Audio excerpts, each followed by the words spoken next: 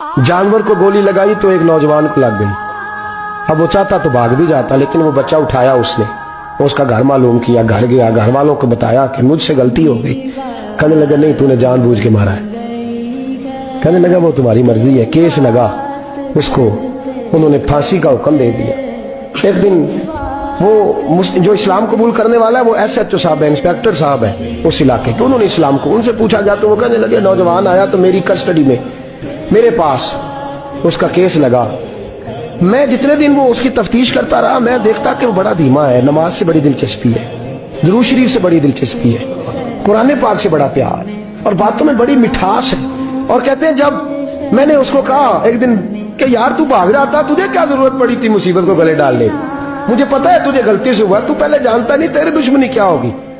तो कहने लगा मैं कैसे भाग सकता था, मेरे नबी ने जो दीन दिया है वो दूसरों की खैर खाई का मजहब है सल्लल्लाहु अलैहि, कैसे भाग सकता था। कहते हैं खैर सजा का हुक्म था, जेलर और मैं दोनों उसकी देखभाल करते। एक दिन हमें उससे प्यार हो गया, एक दिन कहने लगा एक मसला है, इसके तो घर को मैंने उजाड़ा है, मेरी वजह से कोई और घर भी उजड़ जाएंगे।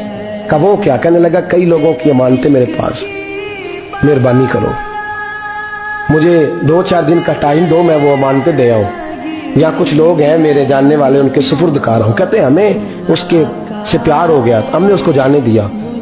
अब जिस दिन फांसी लगनी थी उस दिन वो आया ही ना। अब वो जो काजी साहब थे, जज साहब थे, उन्होंने कहा कि फांसी लगेगी उस जेलर को जिसने जाने दिया। तो ऐन वो टाइम जब जेलर को फांसी लगनी थी वो नौजवान भागा हुआ वापस आ गया, भागा हुआ वापस आ गया। तो वो जेलर और वो इंस्पेक्टर वो दोनों खड़े हैं।